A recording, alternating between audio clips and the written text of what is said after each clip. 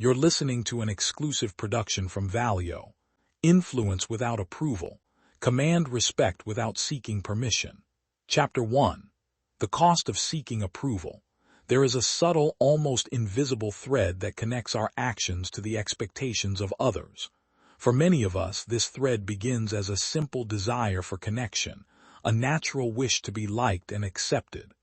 But over time, and without conscious awareness, that thread can become a tether, pulling us away from our own authentic center, and anchoring us firmly in the shaky, shifting ground of external validation.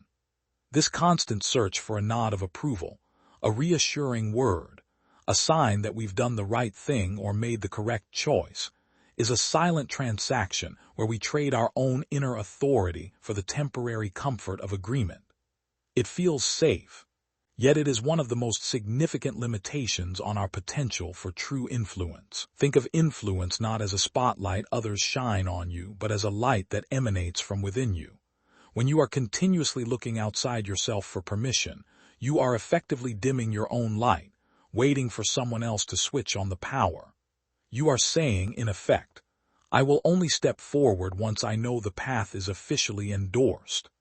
This hesitancy, this need for a collective green light, is the high cost of seeking approval. It is paid primarily in two currencies, confidence and impact. Confidence is severely undermined the moment you prioritize the opinion of others over your own clear judgment.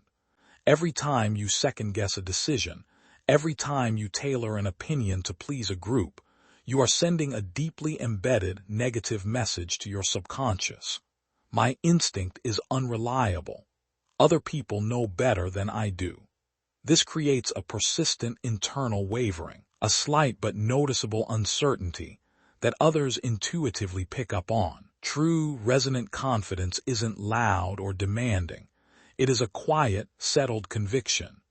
It is the steady posture of someone who has done the inner work, weighed the options, and committed to a course of action based on their own principled understanding. When you walk into a room, a meeting, or a relationship with that settled conviction, you don't need to ask for respect, you simply carry it. Seeking approval immediately disrupts this poise, replacing that steady inner posture with a nervous, outward glance. The resulting loss of impact is equally profound. Influence is the ability to gently, persuasively, and authentically shift the way people think, feel, or act. It requires clarity of purpose and consistency of action. When you are constantly maneuvering to secure agreement, your purpose becomes muddy. Your actions become less about achieving a goal and more about avoiding criticism. Imagine trying to steer a ship by watching the reactions of the passengers on deck instead of consulting your map and compass. The moment a passenger looks uneasy, you change course. Your destination is never reached because the priority shifts from navigation to mitigating discomfort. Similarly, when we seek validation, our energy is diverted from the focused execution of a vision to the exhausting, Sisyphean task of pleasing an unpredictable audience. The result is a watered-down vision, a delayed outcome, and a significantly limited impact. This pattern often originates from a deep, innate desire for social harmony.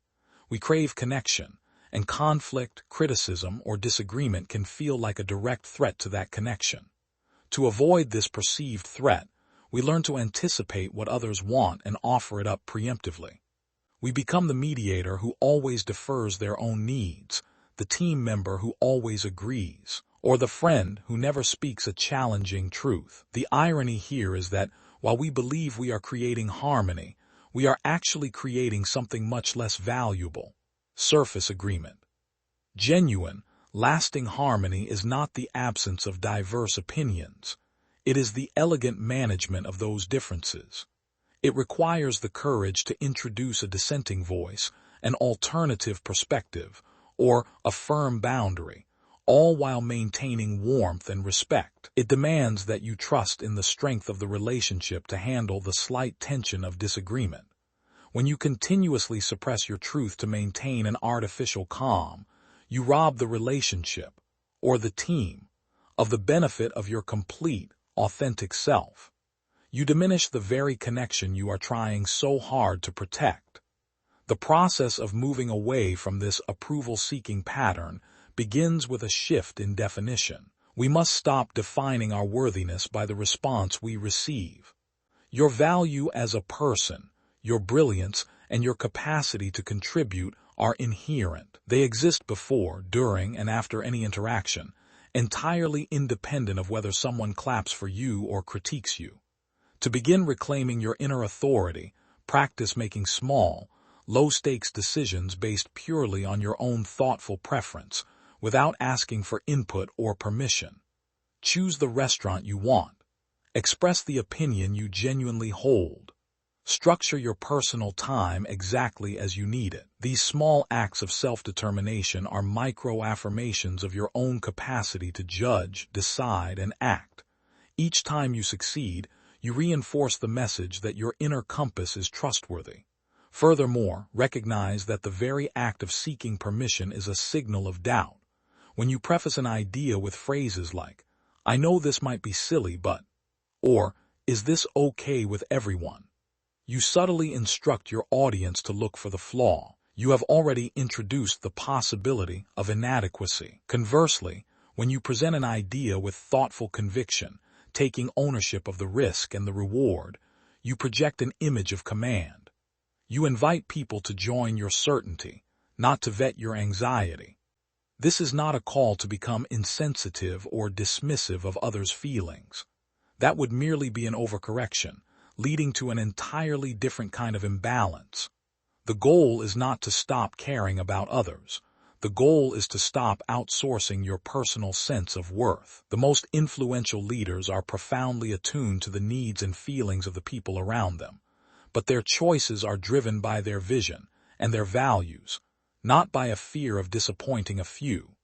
They listen with empathy but decide with integrity. Releasing the need for approval is an act of self-respect.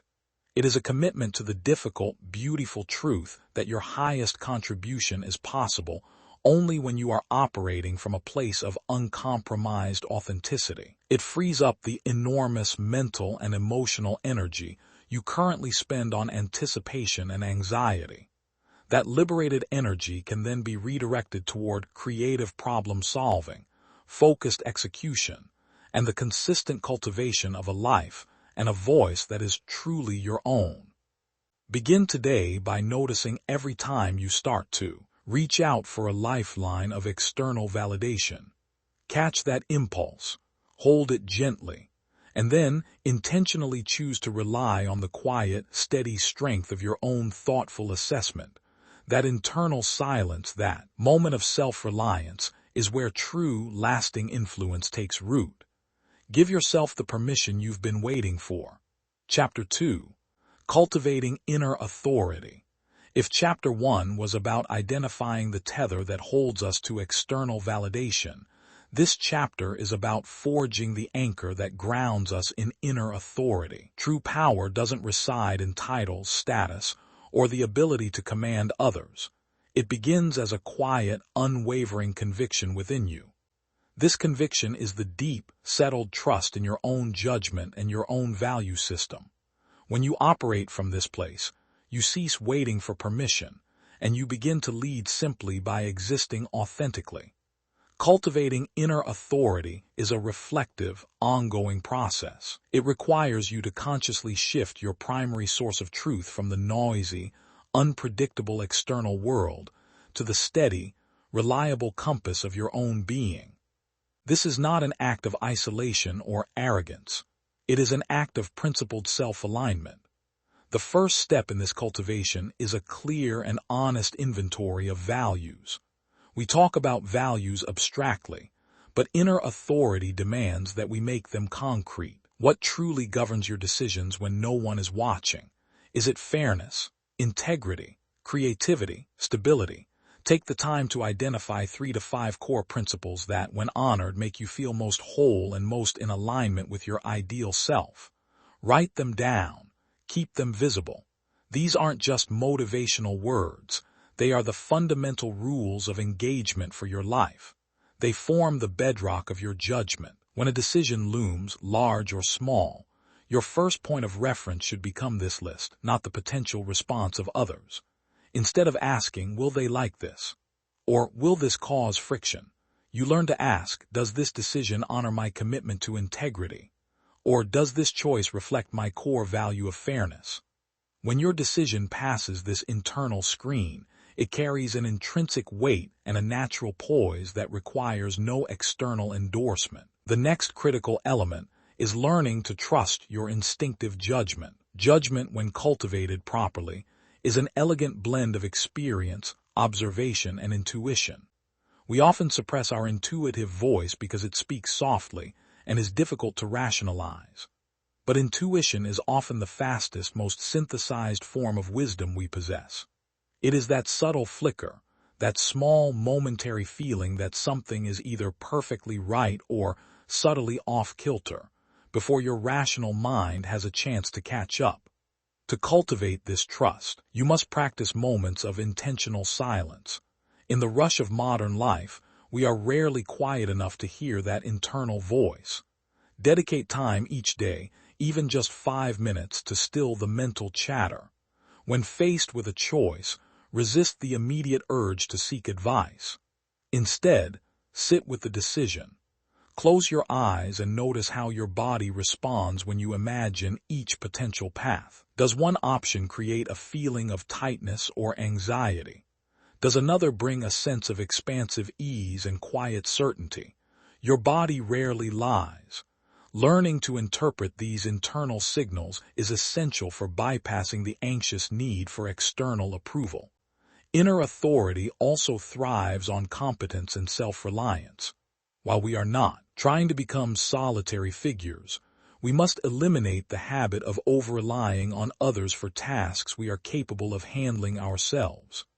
Every time you successfully navigate a challenge, complete a complex task, or solve a problem using your own resources, you deposit a small measure of confidence into your internal bank. This consistent self-reliance builds a historical record of success that acts as an unshakable argument against self-doubt. You stop needing to ask, can I do this? Because your own history provides the proof that you can. This self-reliance must extend to emotional self-management as well. A person who inspires true respect is one who manages their own emotional landscape with grace. When faced with criticism or challenge, the person with inner authority does not immediately collapse, attack, or defensively retreat. Instead, they demonstrate composure.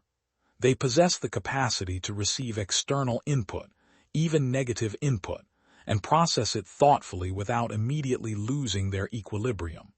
This composure is a form of emotional elegance. It signals that you are the primary regulator of your own state, not a victim of external circumstances or opinions. If someone else's passing comment can send you spiraling, you have given them authority over your mood and, by extension, your actions. A leader with inner authority receives information, assesses its validity against their own values, and then chooses their response, which is a powerful act of self-possession. Furthermore, cultivating inner authority means mastering the concept of thoughtful non-reaction. In many interactions, especially those involving disagreement or tension, the fastest person to react is often the one who gives away their power. The person who pauses, who allows a moment of silence to enter the conversation, subtly shifts the dynamic. That pause is not weakness. It is a demonstration that you are not simply reflexive. You are signaling that you are deliberately choosing your words and your position, aligning them carefully with your principles. This measured response naturally inspires a deeper level of respect than any impulsive outburst or anxious over-explanation ever could. This internal work creates a specific kind of natural authority that is magnetic, not coercive. When people perceive that your decisions are not arbitrary, but are rooted in clearly defined, stable values, they recognize that your influence is principled. They may not always agree with your decision, but they will understand the framework you used to arrive there. This transparency of framework, The consistency between your stated values and your observable actions is the true engine of natural respect. To embody this, we must practice making decisions for the long view.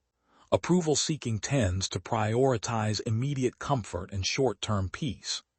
Inner authority, however, weighs the temporary discomfort of saying no or standing firm against the long-term integrity of staying true to yourself. It often takes more courage to withstand a week of minor friction than it does to cave instantly, but the long-term reward is priceless. The knowledge that you are building a life and a reputation that is sturdy, reliable, and entirely your own. Begin to look at your daily choices as opportunities to practice your authority. Every time you consciously choose to prioritize your time, uphold a boundary, or express an unvarnished but necessary truth with grace, you are strengthening your internal core. This is not about winning arguments. It is about winning the battle for self-governance. The ultimate goal of cultivating inner authority is to reach a point where you feel entirely self-sufficient in your worth. You can stand in a room, entirely comfortable with the possibility that not everyone approves of you, because your approval of yourself is the only currency that matters. This self-acceptance is the quiet confidence that truly moves the world. It is the unforced elegance that draws others to you, because they recognize the rare and powerful beauty of a person who is completely at home in their own being. Take a moment to identify one recent decision where you deferred to someone else's opinion out of a fear of disapproval. Now, reimagine that moment. What would your decision have been if the only guiding force was your deepest, truest value? Commit to making your next major choice based solely on that internal alignment, regardless of the potential for external critique. Your authority is not something to be earned from others. It is something to be claimed from within. Chapter 3. The subtle art of self-confidence. Confidence is often misunderstood.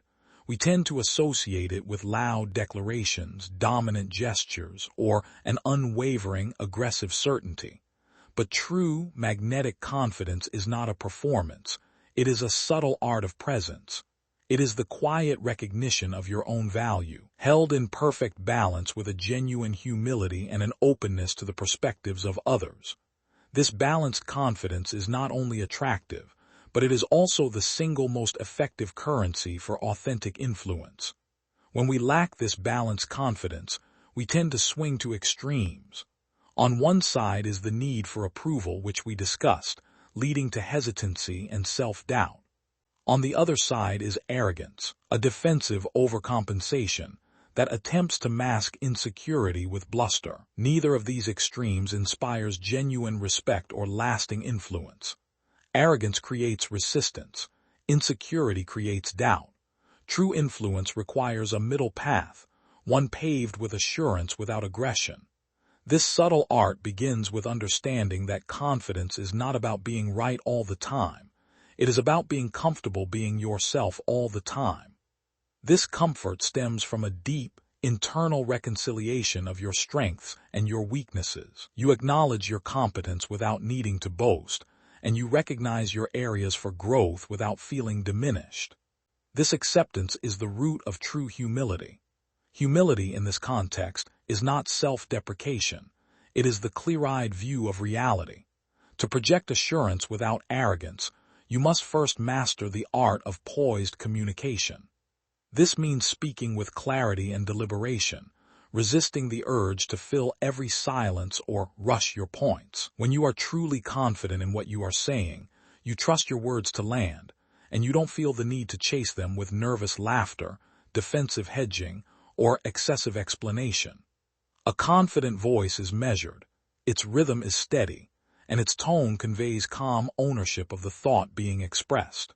A crucial technique here is the elegant pause. The pause is a silent acknowledgement that what you have said carries weight. It gives your listener time to absorb your idea, and it gives you a moment to collect your next thought. In social dynamics, the person who is most comfortable with silence is often the person who feels most in control. An anxious person rushes to break the silence.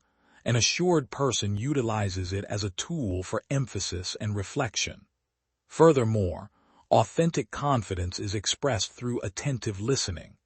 This might seem contradictory, but the most confident people are the best listeners. They are not waiting for their turn to speak. They are genuinely engaged in absorbing the other person's perspective.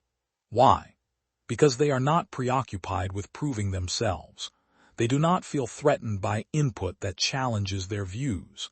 Instead, they see every interaction as an opportunity to refine their understanding, which ultimately strengthens their position.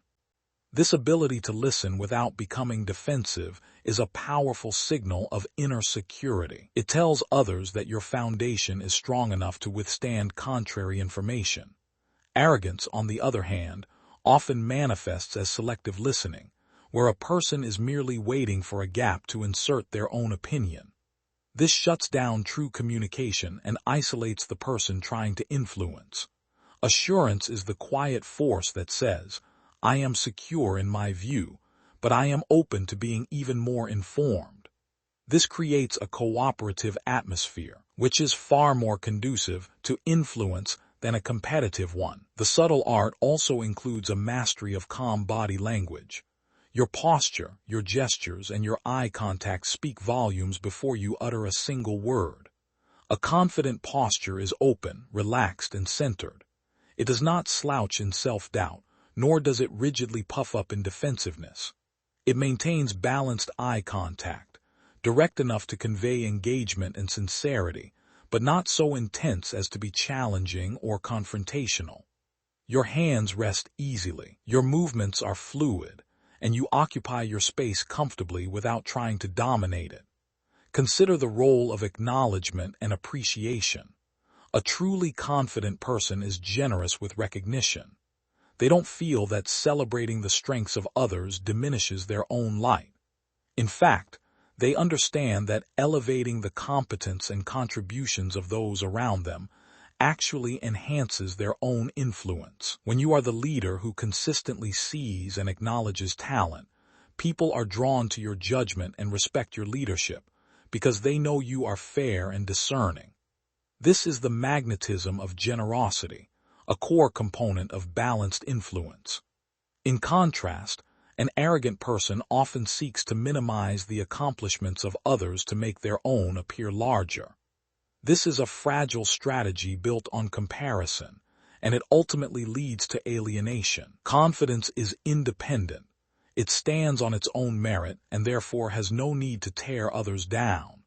To practice this delicate balance, try to consciously shift your goal in conversations. Instead of aiming to win or to impress, aim to clarify and to connect. Focus your energy on making your points perfectly understandable and making the other person feel genuinely heard. When you prioritize clarity and connection, you naturally reduce the anxiety of performance, which is often the silent source of self-doubt or the overcompensation of arrogance. Finally, remember that confidence is sustained by consistency of character. It is not about having a few brilliant moments.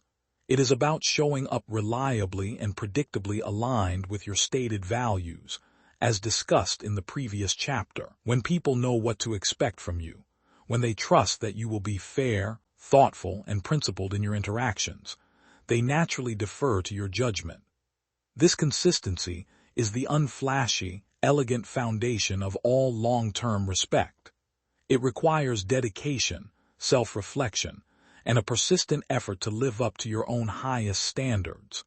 The subtle art of self-confidence is the ongoing pursuit of internal and external poise. It is the ability to navigate complex social waters with grace, expressing your power not through force, but through a quiet, steady assurance that is rooted in self-knowledge. When you achieve this balance, you stop chasing influence and watch as influence begins to gracefully chase you. Take a moment now to recall a recent interaction where you felt either rushed or defensive.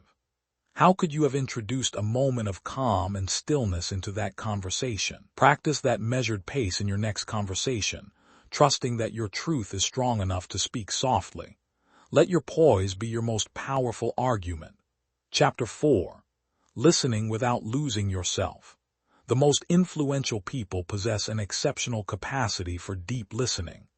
This is not merely the passive waiting for someone to finish talking. It is an active, empathetic engagement that seeks genuine understanding. However, for those of us who prioritize harmony and connection, there is a risk hidden within this practice. The danger of listening so deeply and empathizing so completely that we begin to absorb the other person's perspective to the detriment of our own. True influence is not about overpowering or ignoring others.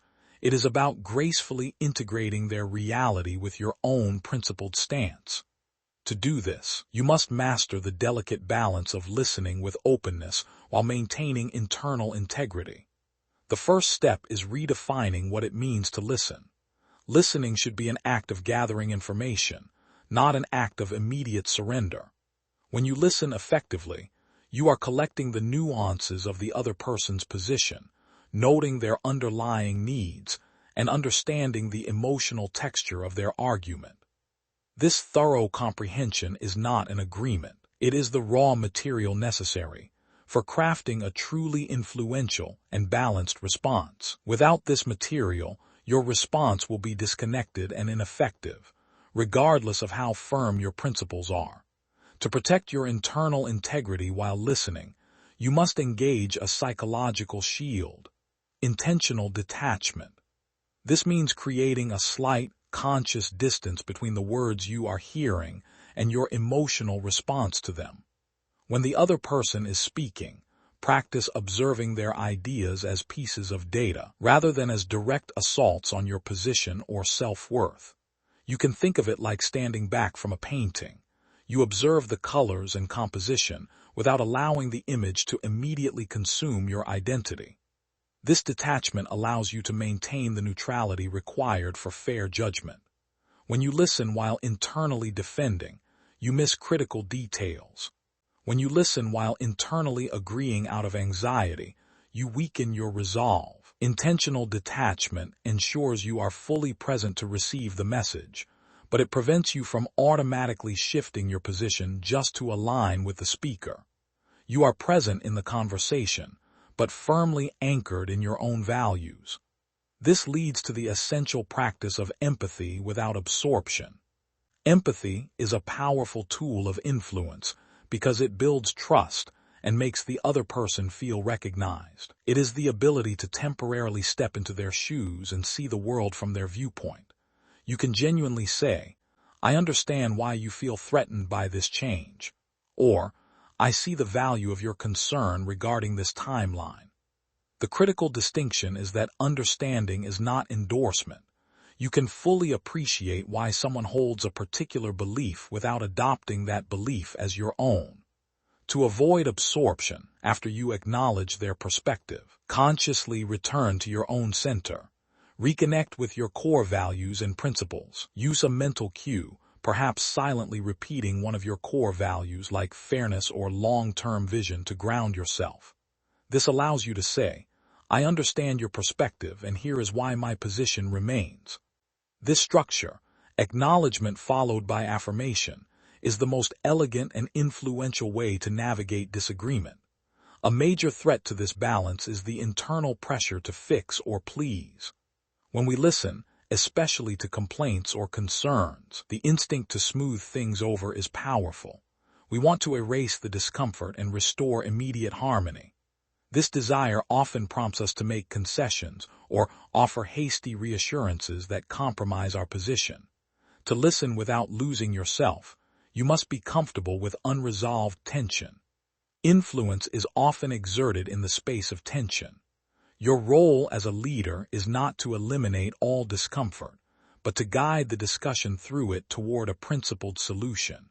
Sometimes the most empathetic thing you can do is hold firm to a difficult truth, provided it is delivered with genuine respect and clarity. If you constantly sacrifice your truth for immediate emotional relief, you teach people that your boundaries are flexible and your position is easily swayed, which erodes respect.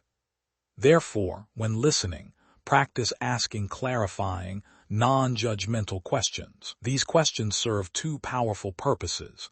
They ensure you genuinely understand the complete picture, and they demonstrate to the speaker that you are taking their input seriously. Questions like, "Can you tell me more about the impact that decision had on your team?" Or, "What outcome would truly address your core concern?" Signal engagement and respect. By focusing on inquiry rather than immediate rebuttal, you keep the conversational energy balanced and constructive. Effective listening also requires recognizing the difference between stated positions and underlying needs. People often articulate a rigid position. We must do X immediately. But their underlying need is something softer, such as feeling secure, respected, or included. Influence is achieved not by arguing against the stated position, but by finding a solution that gracefully addresses the underlying need while still advancing your core objective. You listen for the need, and you design your response to acknowledge it, allowing you to bypass the conflict of the rigid position. Finally, remember that time is your ally when listening critically. You do not have to respond immediately to heavy or challenging input. After the speaker has finished, it is perfectly acceptable and indeed highly influential to use a moment of reflective pause.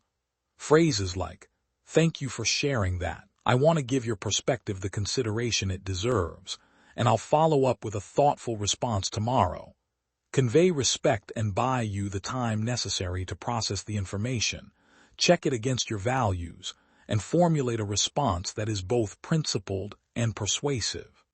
Mastering listening without losing yourself is the highest form of relational grace. It demonstrates that you value the connection, you respect the other person's input, and yet you are absolutely and reliably committed to your own inner compass. This poise makes you a formidable and trustworthy leader. People trust you because they know you will genuinely hear them, but they respect you because they know that hearing them does not mean you will be manipulated or easily diverted from your course. You become the stable center around which productive collaboration can happen. Take a moment to reflect on a recent conversation where you felt pressured to agree. What were the underlying needs being expressed? How could you have acknowledged those needs with empathy, used intentional detachment to protect your viewpoint, and then gracefully affirmed your own position? Listen with the curiosity of a student but respond with the conviction of a leader. Chapter 5. Communicating clearly and persuasively. Words are the architecture of influence. They are not merely tools for transferring information. They are the elegant instruments through which you articulate your vision, define your boundaries, and secure the respectful attention of others. If the previous chapters focused on the internal foundation of authority, your values and your listening skills, this chapter focuses on the outward projection of that authority, ensuring your message lands with clarity, strength, and balance. To influence without needing approval, your communication must be anchored in three qualities: precision, composure, and perspective. When you master these, your words become persuasive not through volume or aggression, but through an inherent sense of thoughtful authority. The power of precision. Ambiguity is the enemy of influence. When your ideas are vague or your requests are clouded by tentative language, you invite confusion and worse, a challenge to your authority. Precision means choosing the exact right word for the feeling, the concept, or the request you need to convey. Start by excising the language of hesitation and diminishment. Phrases like, "I just think that," "This might be a silly idea but," or "I'm not sure but maybe we could." Dilute your strength before you even reach your main point. Replace these introductory apologies with direct statements of ownership. "My proposal is," "I recommend this course of action because," or "the evidence suggests." This small shift instantly projects conviction. Precision also requires clarity in your requests. Do not hint at what you need or hope people will intuit your expectations. If you need a task completed by Tuesday, state, "The deadline for this report is Tuesday at 5 p.m. Avoid, "Could you maybe try to get that done soonish?" The second example forces the other person to guess your priority, creating friction and undermining your command. Influential communication is a kindness because it removes the burden of interpretation from the listener. Finally, structure your arguments with elegant economy. A persuasive point is often brief and well-organized, not rambling. Identify the three core supports for your position and present them clearly, allowing each one to land before moving to the next. This controlled flow demonstrates that your thoughts are not reactive, but well-considered and stable. The grace of composure. Composure is the visual and tonal evidence of your inner authority. When you communicate, your tone and pacing matter more than the content alone. A brilliant idea delivered in a rushed, frantic, or overly emotional way loses impact. True persuasion comes from calm conviction. To maintain composure, focus on pacing. Speak slightly slower than you normally would in casual conversation. This slower pace has a remarkable psychological effect. It conveys that you are entirely comfortable with the space you occupy, and that you trust your audience to wait for your words. It also gives you a necessary microsecond to review your words before they are spoken, reducing the likelihood of reactive or imprecise language. Next, master the measured tone. Your voice should be steady, grounded, and free of the sharp edges of defensiveness or aggression. When conveying a challenging idea or setting a firm boundary, the calm tone acts as a powerful counterbalance. It signals, "This is my firm position, and I am not upset by it, nor am I open to debate on the boundary itself." This neutrality of delivery, the separation of emotion from the principle, is deeply influential. When faced with strong disagreement, use composure to absorb, pause, and redirect. Do not mirror their emotional intensity. Instead, when they finish, take a deep breath. Use an anchoring phrase such as, "That is a valuable perspective," or "I understand the strength of your feeling," before you pivot back to your position. This pause reclaims control of the conversation's emotional register, demonstrating that you are the person setting the tone, not merely reacting to it. The integration of perspective. The greatest challenge in influencing without approval is ensuring your strength doesn't turn into coldness. This is where the integration of perspective and respect comes in. Your communication must be strong, yet always delivered within a framework of appreciation for the other party. Start by making the benefit visible. When you present an idea or a required change, do not frame it merely in terms of your objective. Frame it in terms of the shared or mutual benefit. Explain how your principled position serves the greater good, the long-term goal, or the fair outcome.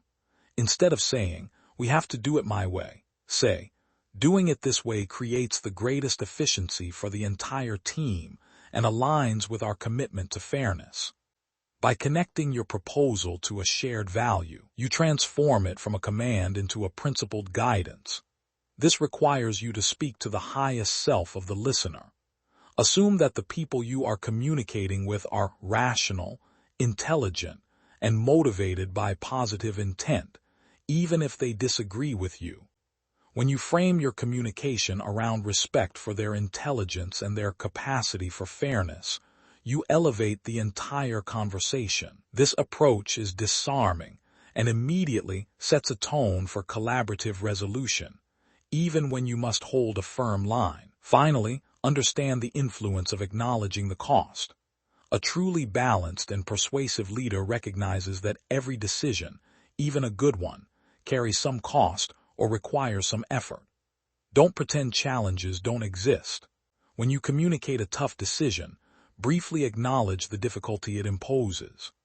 "I know this new structure requires significant extra work in the short term, and I appreciate the effort you will put in to see the long-term stability this provides." This small act of relational recognition builds profound trust.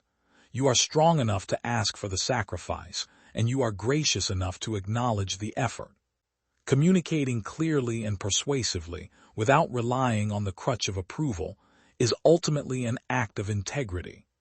When your words are precise, Your delivery is composed, and your perspective integrates respect for others. Your influence becomes inevitable. You command attention not because you demand it, but because your message carries the unmistakable weight of a thoughtful, self-possessed mind. Take a moment to prepare for your next important conversation. Write down your main point using only one clear, concise sentence. Then, write down one shared value you can appeal to. Commit to speaking only as quickly as your calmest self would allow. Let the strength of your idea be revealed through the poise of your delivery. Chapter 6. Standing firm without alienation. True influence is not just about making a statement. It is about maintaining connection even when your statement involves necessary disagreement or the setting of a firm boundary. Many people equate standing firm, saying no or asserting a non-negotiable position, with alienation, fearing that integrity must come at the cost of harmony.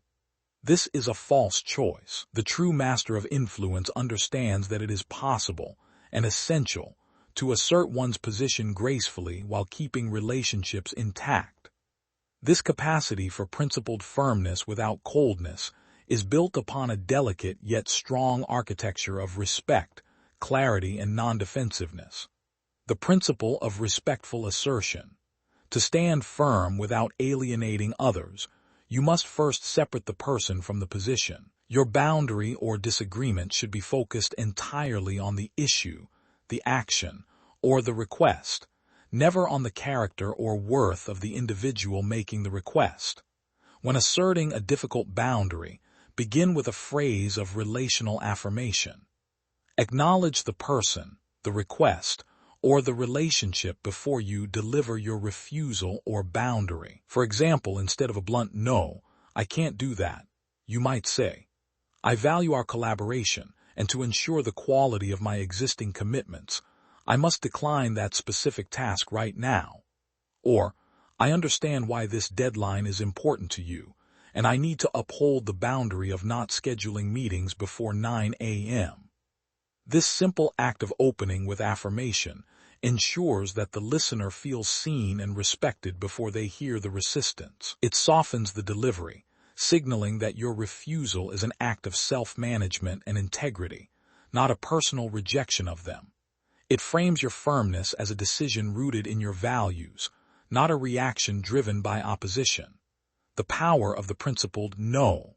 The word no is one of the most powerful tools in your influential vocabulary, yet it is often delivered weakly or with excessive apology. A principled no is not a closed door. It is a clarification of capacity and commitment. It must be delivered with confidence, clarity, and without the need for excessive justification. When you must say no, provide a brief, sufficient explanation and then stop. The explanation should appeal to a higher principle or an existing commitment. For example, "I can't take on that project. My current priorities demand my full focus to deliver the existing results we promised." Or, "I cannot approve that expense, as it conflicts with our commitment to fiscal stability this quarter." Notice that these explanations are impersonal and factual. They appeal to a standard, full focus, promises, fiscal stability, that exists beyond the personal preferences of either party. The moment you offer a laundry list of excuses or over-explain, you open the door to negotiation and debate on the validity of your reasons, which instantly weakens your position. A concise, principled no is elegant because it is unshakable. To maintain connection, follow the no with an offer of a balanced alternative whenever possible. This shows that you are not simply being difficult, you are being solution-oriented. If you cannot do the requested task, can you do half of it? Can you suggest a different timeline?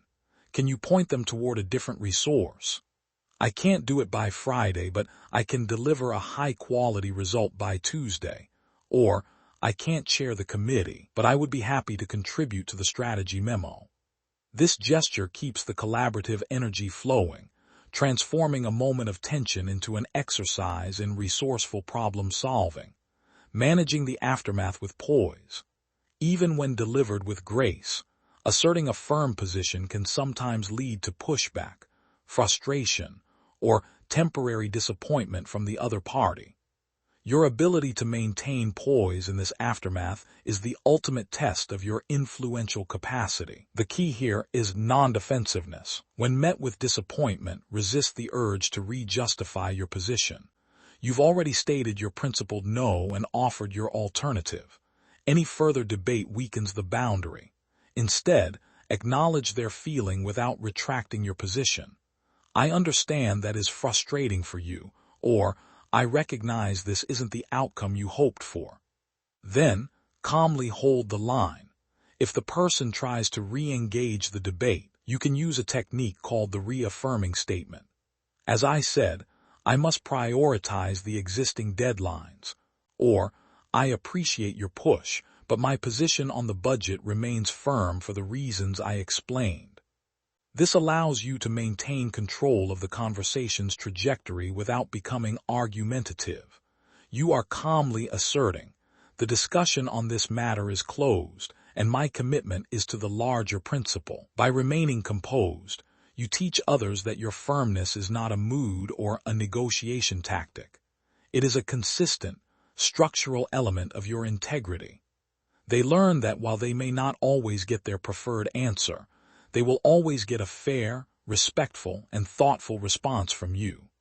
This predictability builds profound trust and respect in the long term, far exceeding the temporary comfort of instant agreement. Standing firm without alienation requires you to see your boundaries not as barriers, but as relational frameworks. They are the structures that allow your connection to be healthy, clear, and sustainable. They protect your energy, your time, and your values, ensuring you have the capacity to show up authentically and influentially when it truly matters. The elegance of your influence is revealed in your ability to maintain both the truth of your position and the warmth of your regard. Take a moment to identify one boundary you know you need to set this week. Frame it using a relational affirmation, a principled no, and an alternative solution. Commit to delivering it with calm conviction, trusting that your respect for yourself is the very thing that will earn the lasting respect of others. Your relationships thrive on the honesty and stability of your limits. Chapter 7. Building respect without pleasing. Respect is the enduring foundation of influence. Unlike approval, which is fleeting and conditional, respect is earned through consistency and integrity, not compliance. The moment you begin to prioritize pleasing others over honoring your own principles, you may gain temporary favor, but you inevitably forfeit the deep, unforced admiration that defines true authority. The central paradox is this: the harder you try to please, the less respect you receive. This happens because constant pleasing signals a lack of a stable internal compass. It suggests that your opinions and actions are negotiable, leading others to see you as adaptable rather than reliable. To build respect without sacrificing your authentic self, you must commit to being predictably principled, not predictably agreeable. The clarity of consistency. Consistency is the silent language of respect. When people can accurately anticipate how you will handle a situation based on your known values, they trust your judgment. This trust is the cornerstone of influence. To cultivate this consistency, you must ensure there is minimal gap between your stated values and your observable actions. If you value fairness, but consistently bend rules for those you like, your verbal claim to fairness means nothing. If you preach the importance of boundaries, but regularly answer work emails at midnight, your behavior undermines your message. People don't listen to what you say about your principles. They watch what you do with them. This commitment to consistency means making the difficult choice when convenience suggests otherwise. It means upholding the standard even when it's uncomfortable, unpopular, or requires more effort. When you demonstrate that your principles are more powerful than your convenience or your need to be liked, you project an unshakable inner stability that naturally commands respect. This stability is the quiet confidence discussed earlier. It is the evidence that you are reliably governed by a strong inner law. Integrity over expediency. Respect is fundamentally tied to integrity, and integrity is often tested in moments that demand expediency. These are the times when a small compromise, a slight bending of the truth, or a convenient omission could solve a problem quickly or avoid confrontation. The influencer who seeks respect resists this temptation. Making a choice based on integrity means choosing the best long-term outcome for your character, even if it creates short-term friction. For example, if you realize you made a mistake on a project, the expedient path is to minimize it or hide it. The integrity-driven path is to own the error immediately, clearly state what you've learned, and propose a solution. Paradoxically, owning a mistake is an act that generates immense respect. It demonstrates self-awareness, courage, and a dedication to truth that is more valuable than maintaining an image of perfection. People respect those who are willing to be human, transparent, and accountable. When you show that you are more concerned with truth than with self-protection, you elevate the entire standard of the relationship. The unforced generosity of credit. Another powerful way to build respect without needing to please is through generous and discerning credit. Earlier, we noted that true confidence is generous. This generosity is a key mechanism for building respect because it demonstrates fairness and security. An insecure person seeks to take credit or hoard recognition. A genuinely confident person understands that influence grows exponentially when shared. When you are the leader or colleague who consistently points out the brilliance of others, who uses your platform to elevate their contributions, you become a source of positive power. This is not pleasing. It is fairness in action. You are accurately assessing contributions and distributing recognition justly. The respect you earn in return is deep and authentic because it is based on your demonstrated fairness and security. People trust your leadership because they know you are not threatened by their success and that you operate with an unblemished ethic of acknowledgement. This is a subtle yet profound expression of influence. You control the narrative of recognition, and you use that control to uplift, which makes your team or colleagues want to follow your guidance willingly. Establishing the standard of reciprocity. Finally, building respect without pleasing involves establishing an unspoken standard of reciprocity in your relationships. A pleasing person allows the flow of giving to go only one way, often allowing others to take advantage of their time, energy, or resources. This imbalance is the antithesis of respect. It often breeds passive condescension. To command respect, you must subtly, elegantly insist on a fair exchange of energy. This is not about keeping a score, but about modeling self-respect. If you are constantly asked for favors, you must occasionally ask for one in return. If you listen intently to others' problems, you must ensure there are moments when they listen to yours. When you uphold this balanced exchange, you teach others that the relationship is one between two equally valued, self-respecting individuals. This clarity on value prevents the relationship from devolving into one of dependency or servitude. The people who respect you most are the ones who recognize that your time and energy are valuable, and that engaging with you is an exchange, not a demand. Building respect is a marathon of small, principled choices. It is the steady refusal to compromise your character for comfort and the unwavering commitment to a standard of fairness in all interactions. This principled existence is magnetic, leading people not to like you necessarily, but to rely on your judgment and admire your character. This is the only form of influence that lasts. Take a moment to consider one area where you typically give too much to maintain harmony. What is the single most principled action you can take this week to restore balance to that exchange? Commit to doing it with a calm, self-respecting demeanor. Your integrity is not a bargaining chip. It is the currency of your influence. Chapter 8. Overcoming fear of rejection. The fear of disapproval is perhaps the single greatest impediment to influence. It is a quiet, internal force that keeps us small, prompting us to hedge our bets, dilute our opinions, and ultimately refrain from taking the decisive actions necessary to lead. This fear of rejection, the anxiety that setting a boundary, offering a strong opinion, or simply being our authentic self will lead to critique or exclusion, is the antithesis of genuine authority. Overcoming this fear is not about eliminating the possibility of disapproval. That is an unrealistic goal. It is about redefining the meaning of rejection and cultivating the internal resilience to act decisively, even when resistance is certain. This chapter offers a path to move beyond the paralysis of fear and into the freedom of courageous action. Redefining rejection, information, not identity. The fundamental step in overcoming the fear of rejection is to dismantle the equation that links external disapproval to internal worth. When we feel rejected, our primal brain interprets it as a threat to our social survival, triggering a deep emotional response.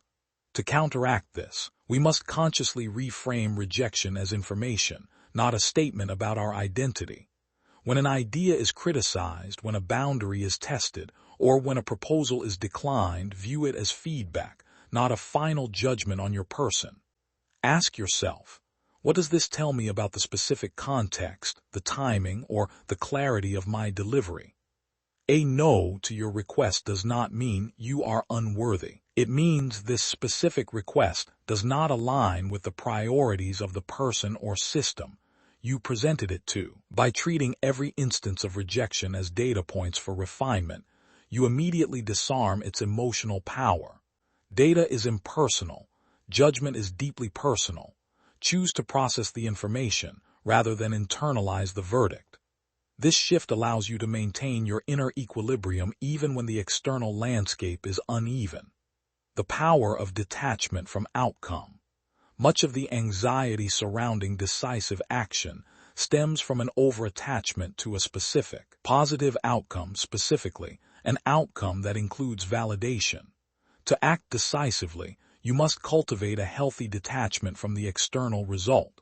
This detachment is a sophisticated practice of focusing your energy entirely on the quality of your process.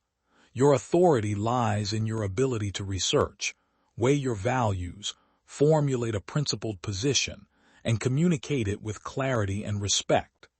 This entire process is within your control. The other person's reaction, their agreement, and the immediate success of the venture, these are outside your control. When you root your confidence in the integrity of your process, the result becomes secondary. If you know you have prepared thoroughly, spoken honestly, and acted in alignment with your values, you have already succeeded on the only metric that truly sustains your influence: self-integrity. This profound self-trust makes external rejection sting less, because the internal scorecard is already showing a win. You acted decisively, and that is the objective. Embracing the inevitability of resistance. A key aspect of leading with influence is recognizing that conflict and resistance are inherent parts of progress. If you are doing anything meaningful, anything that challenges the status quo or requires others to shift their comfort zone, you will face resistance. The fear of rejection often comes from the unrealistic expectation that influential action should be met with universal applause. To move beyond this, practice preemptive acknowledgement. Before you deliver a potentially controversial decision or boundary, mentally prepare yourself for the pushback. Run through the possible objections. This mental exercise does two things. It reduces the surprise and emotional shock of the actual resistance, and it allows you to refine your argument, preemptively addressing the most likely concerns. When you expect resistance, you can meet it with the graceful composure discussed earlier, rather than defensive surprise. You signal, through your calm demeanor, that this disagreement is normal, manageable, and does not alter your conviction. This willingness to sit comfortably in the tension is a powerful display of authority. Action as the antidote to anxiety. Fear is often static. It thrives in the space of planning and deliberation, paralyzing us before we even begin. The most effective antidote to the fear of rejection is deliberate, thoughtful action. Start by committing to low-stakes courage. Identify one small thing this week where you typically default to pleasing or silence. Perhaps it's correcting a misstatement in a meeting, politely returning an overbooked item, or stating a personal preference when asked. Make the decision to act decisively in that small moment, despite the flicker of anxiety. Every successful act of courage, no matter how small, sends a powerful message to your nervous system. I took a risk, and I survived. The fear was worse than the reality. These successful, small experiences build behavioral evidence that gradually rewires your response to fear. You learn that temporary discomfort is the price of personal freedom and authentic influence, and you become willing to pay it. By consistently acting on your principles, you demonstrate to yourself that your inner stability is sufficient to withstand any external turbulence. The influence you gain is not from winning every battle, but from showing up fully armed with your integrity, ready to engage honestly, regardless of the outcome. The true fear to overcome is the fear of not fully engaging your own life. Your commitment to acting decisively, even imperfectly, is the strongest form of self-approval you can ever grant yourself. Take a moment to identify one important decision you have been putting off due to fear of the response. Reframe the potential disapproval as simple information. Commit to taking the decisive action in the next 24 hours.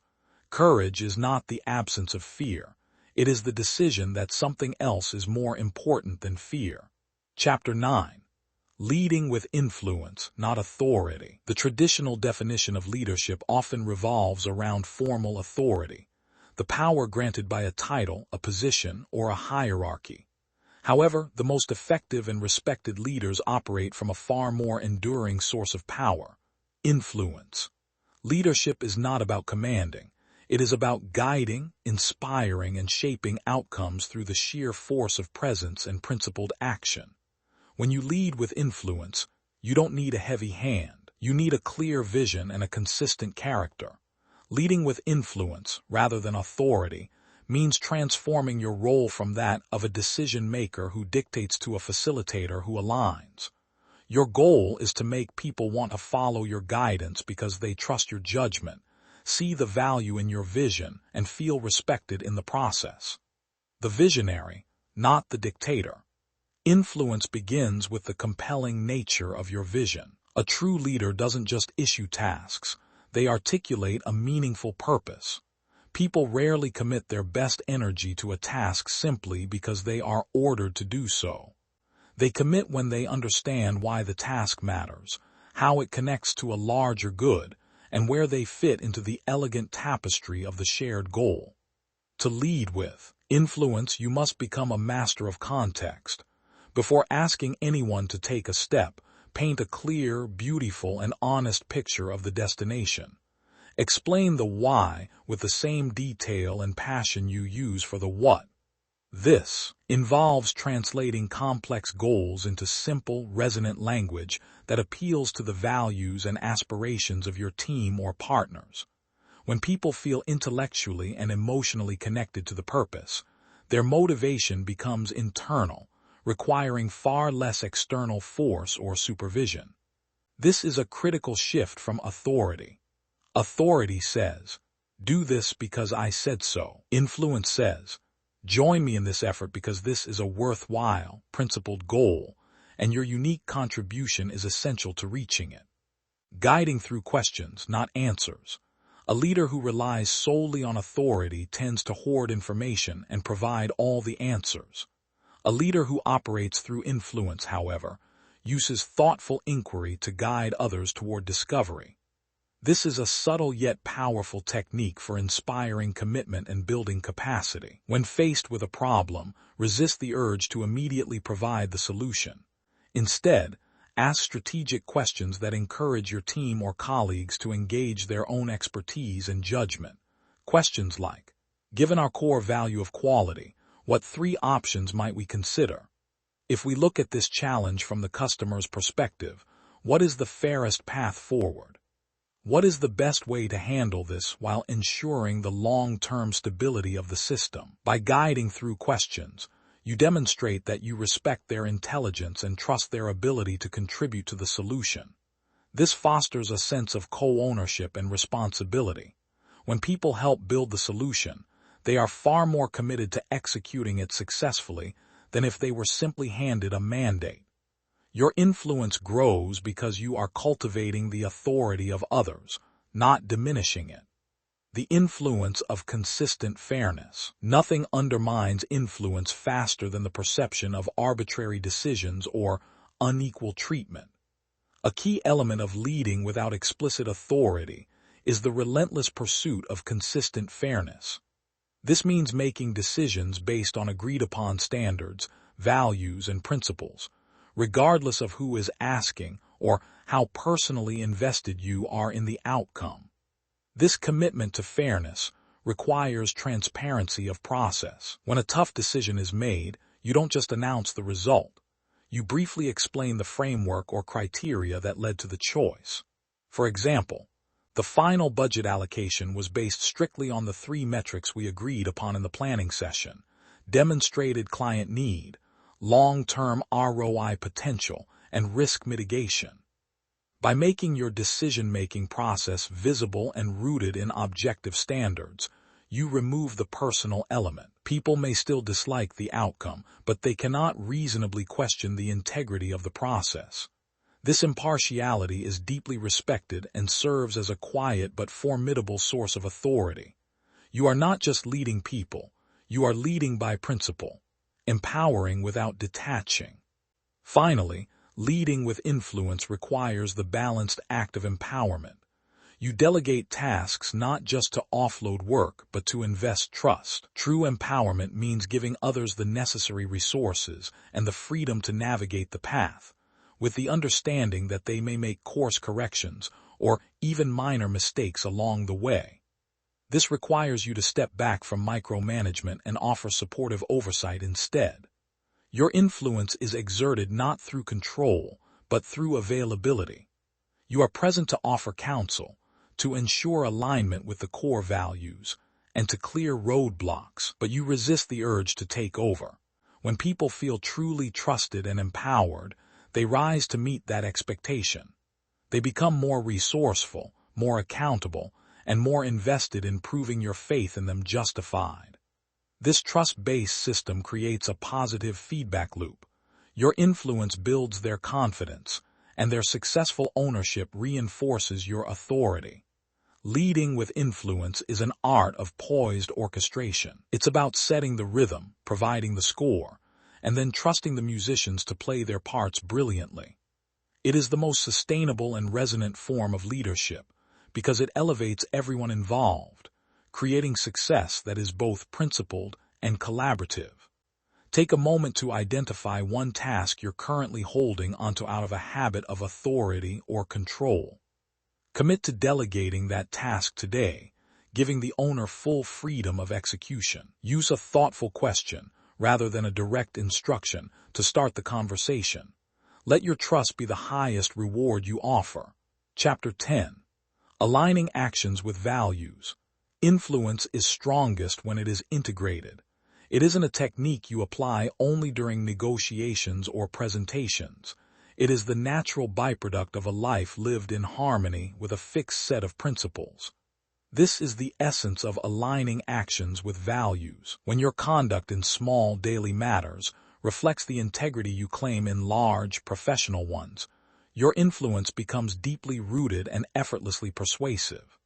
The gap between what we say we believe and how we actually behave is a major source of internal erosion and external skepticism. People watch for this gap.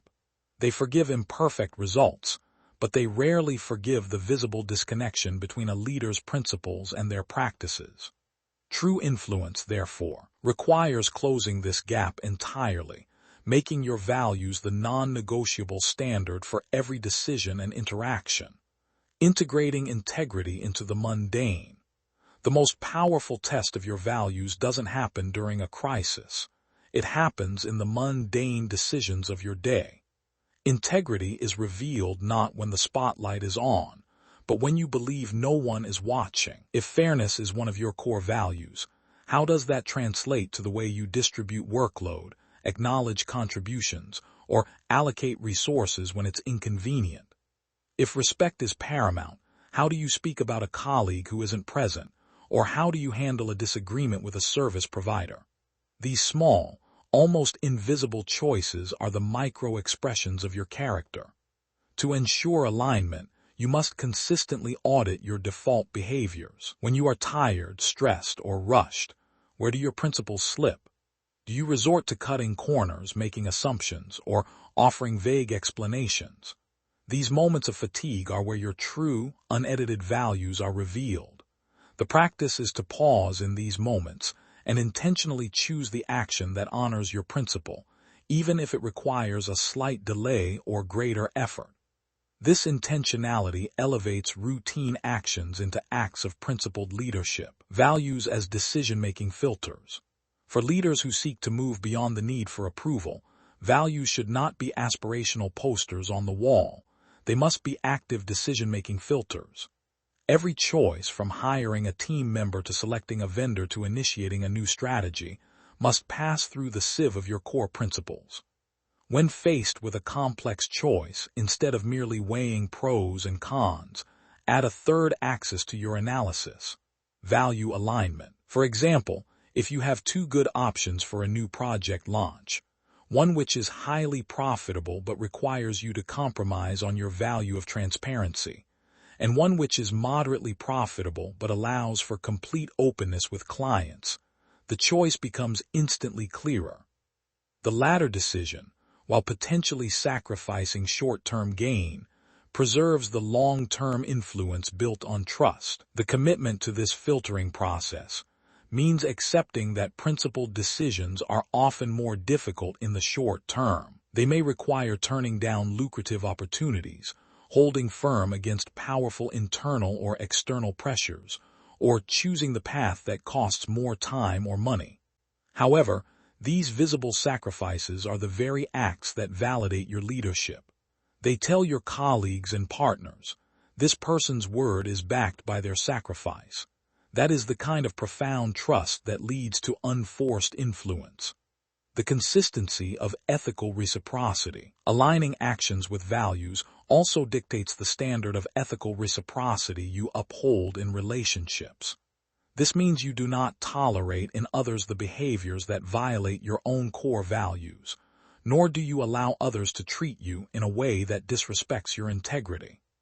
If your value is mutual respect, then you must gracefully but firmly challenge language that is dismissive or aggressive, regardless of who is speaking. If your value is accountability, then you must hold others to the same standard of timely delivery and ownership that you demand of yourself.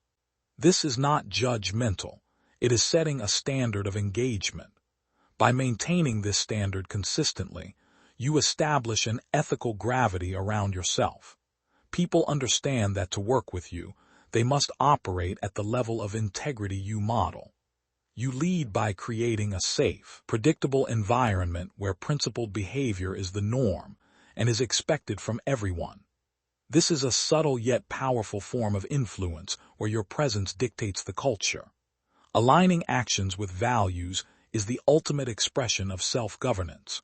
It means that your authority is not granted by external circumstances, but is inherent in the disciplined, graceful way you conduct your life.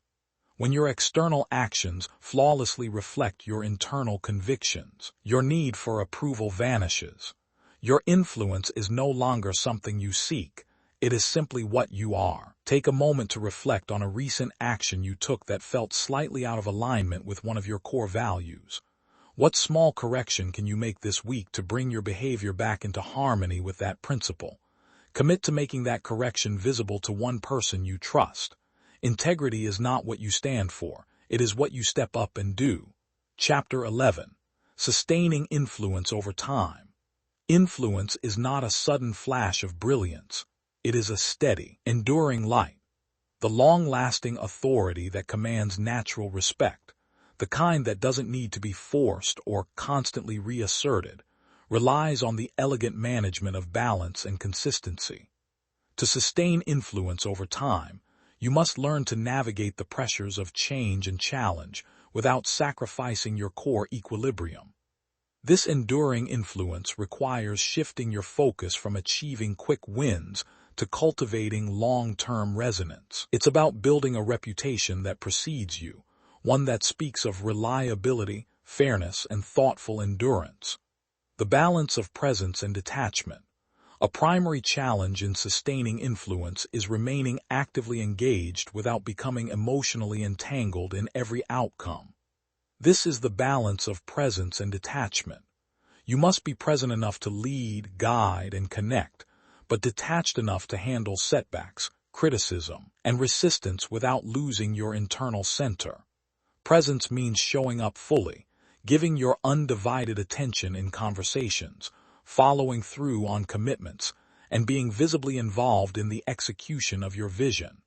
This constant, reliable presence signals commitment and seriousness of purpose. People respect leaders who are in the arena with them. Detachment, however, is the mechanism that prevents burnout and emotional reactivity. It is the ability to maintain the awareness that your self-worth is not on the line with every decision. When a strategy fails, the detached influencer assesses the failure, the information against the principles, the foundation, learns the lesson, and pivots. The person lacking detachment internalizes the failure as a personal flaw, leading to hesitation and a loss of confidence.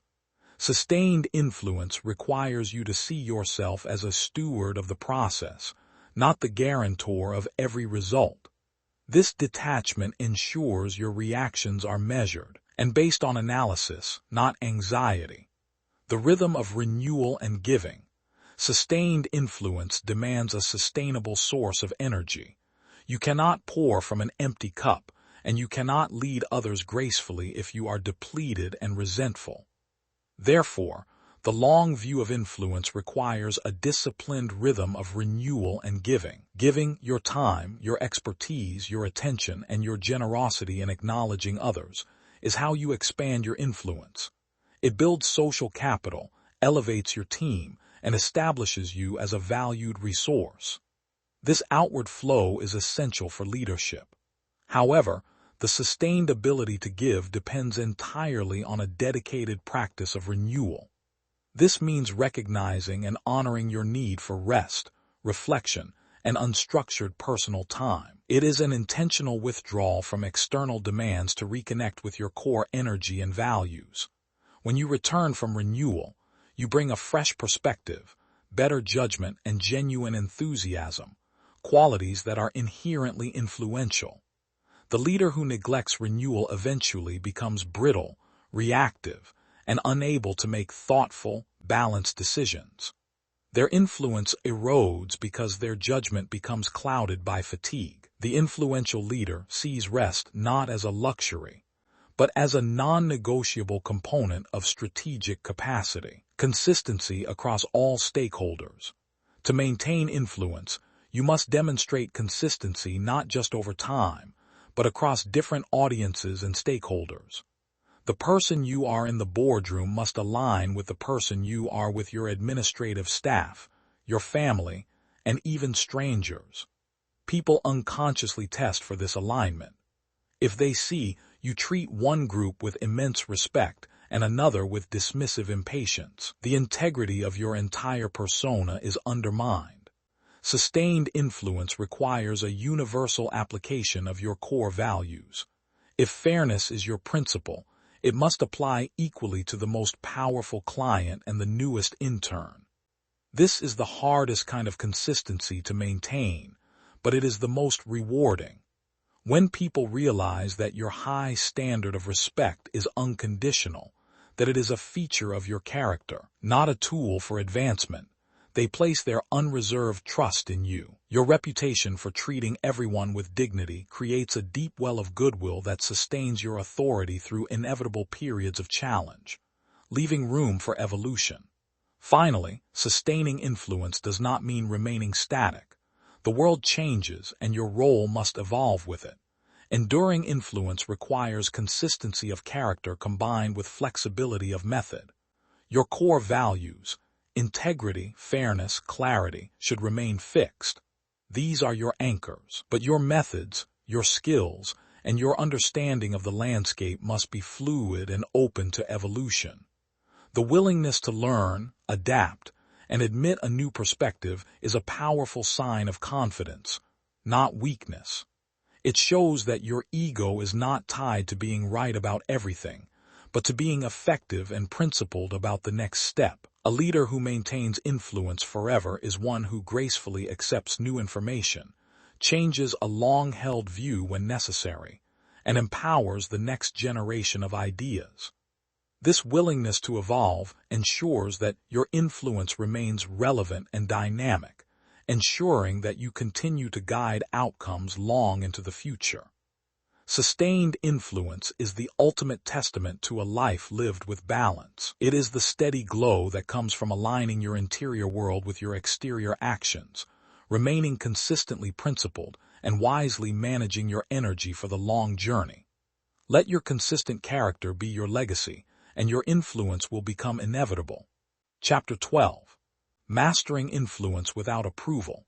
This final chapter serves as an integration point, weaving together the threads of inner authority, poised communication, empathy, and principled action into a unified, sustainable philosophy. Mastering influence without approval is not about learning a list of tactics. It is about choosing a consistent way of being. It is the ultimate expression of leading with grace, commanding respect, and achieving your objectives while remaining deeply aligned with your most authentic self. The integrated self. Confidence meets principle. The journey began with detaching from the cost of seeking approval and progressed through the cultivation of inner authority. The master of influence understands that these two concepts are inseparable. Your need for external validation drops away only when your internal foundation, your core values, is strong enough to hold your worth. This integration means your self-confidence is no longer dependent on external metrics.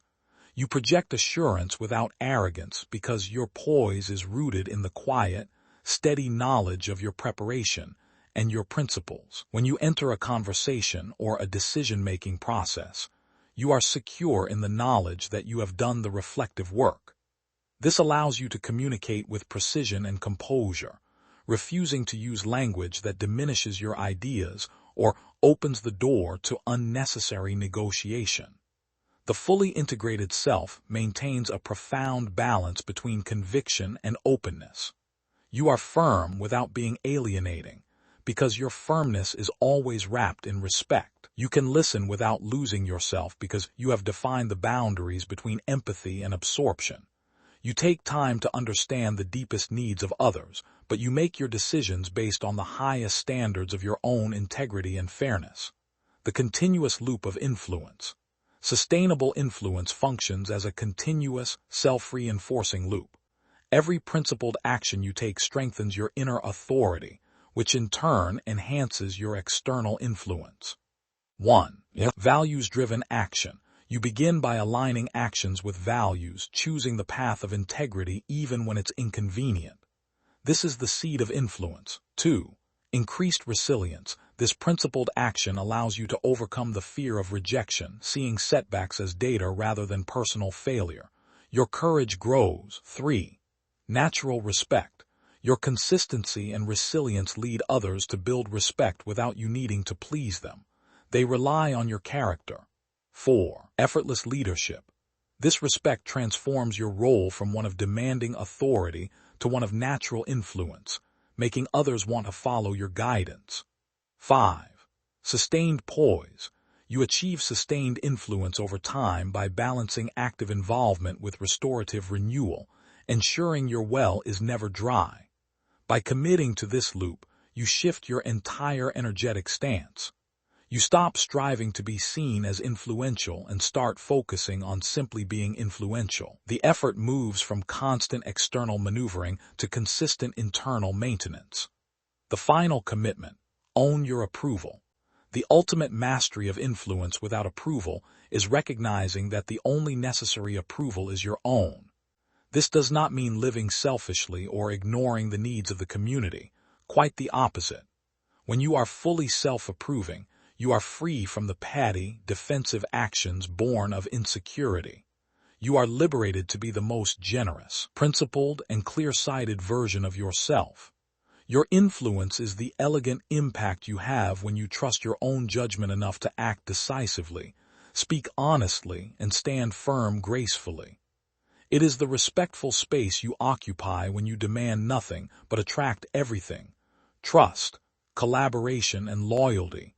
By virtue of your unwavering integrity, the true goal is to reach a point where, when faced with a crucial decision, your first thought is no longer, "What will others think?" but rather, "What does my internal compass, my principles, my fairness, my vision, demand of me now?" This is the freedom of self-governance. This is the art of influence without approval. It is a balanced, poised, and powerful way to lead your life and guide the world around you. Take this integration forward, knowing that every choice you make to align with your deepest values is a vote of confidence in yourself. The only vote that truly determines the scope and longevity of your influence. Go forth and lead with the quiet, self-possessed power that is inherently yours.